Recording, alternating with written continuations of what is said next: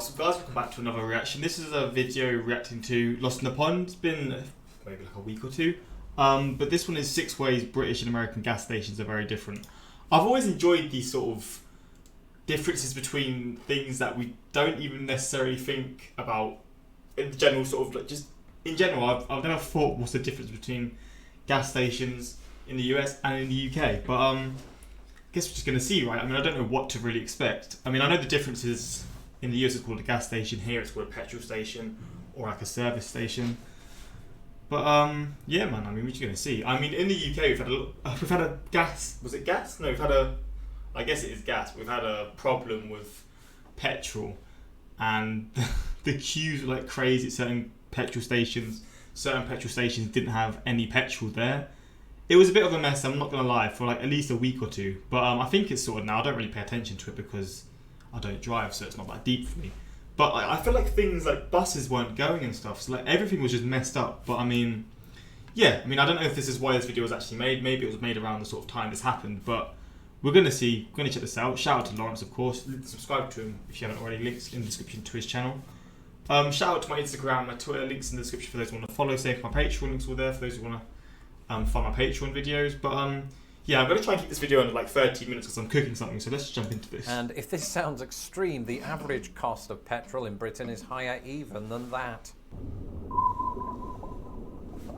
Hello, I'm Lawrence and I'm on a quest to uncover all of the memos that Britain and America lost in the pond, and one of those memos pertains to gas stations. If you've been paying attention to the news recently, you'll know that Britain has been experiencing a fuel crisis. Wait, was it on the news in the US what's happened in the UK?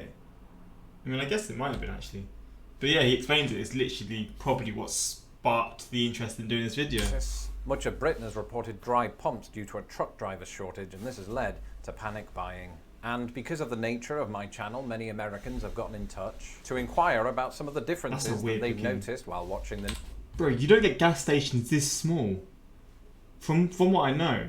I mean, maybe you do get a very small amount, but this is tiny. This is absolutely tiny. It's like a little shack. News between British gas stations and American ones. And so whether we're talking about nozzles or the cost of fuel, here are 6 ways that British and American gas stations are very different.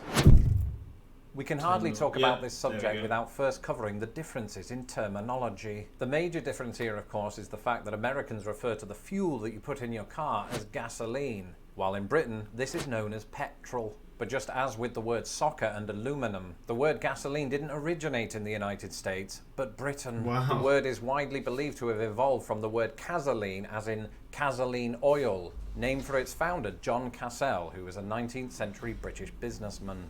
We Brits eventually stopped using the word, and then America, not to mention Canada and New Zealand, didn't get the memo. And because Americans use gasoline, or gas for short, the building where you pump fuel into your vehicle is known as a gas station. In Britain, it's known quite similarly as a petrol station. However, when I was a child 400 years ago, my family and I used to informally refer to it as the garage. Oh, I said service station. I don't know why I said that. Garage. That's what my dad used to call it. Yeah, garage is actually probably what I used to hear more when I was a kid. That's a weird throwback to me. That just sort of brings memories of my childhood. I've not heard that term for a long time. Oh shit. Like, we're going to the garage, or I'm going to the garage quickly to get some petrol. I don't know how I would have phrased it. That's so weird. Why would we call it garage? Since it appears that that word is still used in Britain in that capacity, the word garage bears the distinction of having both different meanings and different pronunciations on either side of the pond. Of course, all of that is pretty easy to translate between one country and the other. Where it gets confusing is at the pump itself. And this is partly down to the colour coding that each country uses for its nozzles. The big difference in this department is between the nozzles indicating diesel and unleaded. Generally speaking, in the United States, fuel nozzles are colour-coded black to indicate unleaded and green to indicate diesel. In Britain, it's... Oh my fucking god, I thought my fucking fire alarm was going off. Can you hear that? Then that's outside. Fuck, I shot myself. The complete opposite. Diesel is black and unleaded is green. Now, Americans who specifically get their gas at BP might be thinking, hold on Lawrence, you've got your wires crossed. Or pumps. My diesel pumps are black and my unleaded...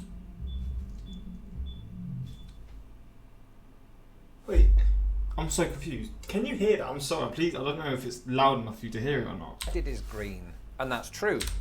Or pumps. My diesel pumps are black and my unleaded is green. And that's true. BP is one of the exceptions that proves the rule. Hardly surprising since BP stands for British Petroleum. Why would it change? All that said, there is one feature of the pumps that lets you know if you're in Britain or America. And that feature is the hold open clip. And some of my British viewers might be watching this thinking, what is a hold open clip? And I don't blame you because I didn't know myself until I moved to the United States. Here, a hold open clip is a little clip that you can push within the handle that allows you to pump gas completely hands-free. In the UK, safety regulations prevent customers from utilising this feature. Oh, wow. And so the question is Britain right to be concerned?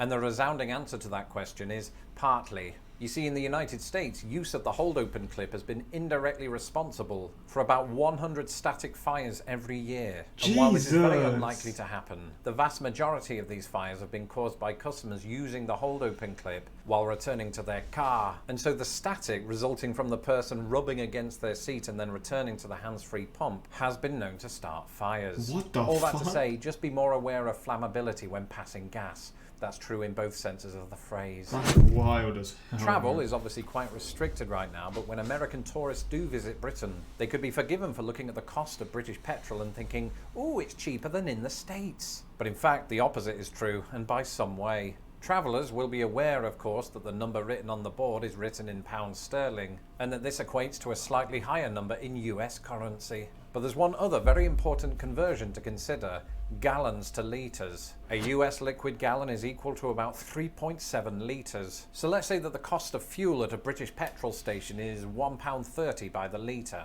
To get the amount by the gallon, you'd multiply by 3.7. This comes out to £4.80, and in US dollars, British petrol in this scenario would cost around $6.52 by the gallon. And if this sounds extreme, the average cost of petrol in Britain is higher even than that. If we assume that everything has been converted to US dollars and gallons, the average cost of petrol in Britain over the last 10 years was $7.53. Compare this to the United States, where it was just $2.85. What the fuck? Why is this the case? Is it because we have to import it in the UK, so you have to get it from other countries? Obviously you have to pay for the travel and all like the transportation, etc. to get it to the country. I guess that's why. But god damn. The chief reason for this cost differential is that Britain adds on substantially more tax. Oh, okay. It's not just hold open clips that make a trip to a US gas station more convenient than their British counterpart. The method by which Americans pay is also easier on the customer, especially those of us who have a hard time talking to people. You see, in America, it is commonplace to prepay for your... Wow, that's probably better, to be honest. You pay beforehand and it's there at the machine. I swear in the UK, maybe it's changed a bit more recently, you have to go to the customer desk and just pay it there. This is a lot better. Gas at the pump. And quicker. And this is usually, of course, achieved by using a credit or debit card, but some machines will even accept cash. In Britain, prepay machines at the pump do exist, but they're far, far less common, with payment usually taking place at the counter, which is why I prefer to take the bus. And I thought I'd conclude this video by looking at the availability of petrol stations. In other words, how likely are you to encounter a gas station per square mile in both Britain and America? Well, current events notwithstanding, Britain, or in fact the UK, has about 8,385 petrol stations. Given the country's area, this equates to one petrol station for every 11 square miles.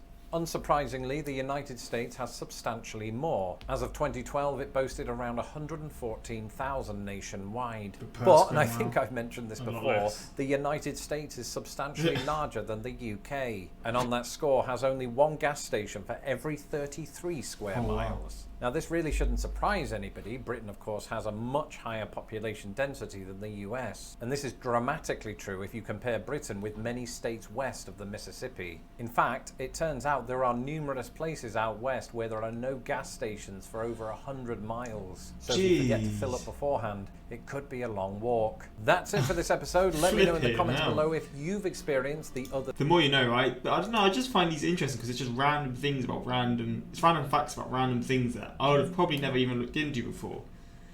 But I guess sort of looking at how it is in the UK at the moment, then it sort of makes sense, like, to sort of look into a topic like this. I'm rarely in the UK, but when in France, Germany, I don't look at the figures on the pump. I chalk it up to being a tourist, and that's going to be expensive. Also, if I tell a Brit that my car is in the shop, they seem to have a strange image of my having driven. What does he mean by that? Of having driven my car into the front of a commercial establishment. This is someone who watches the channel, Fridge. Back in the day, they were often referred to as service stations. That's probably why I thought service station, because I've just watched so many videos related to the US.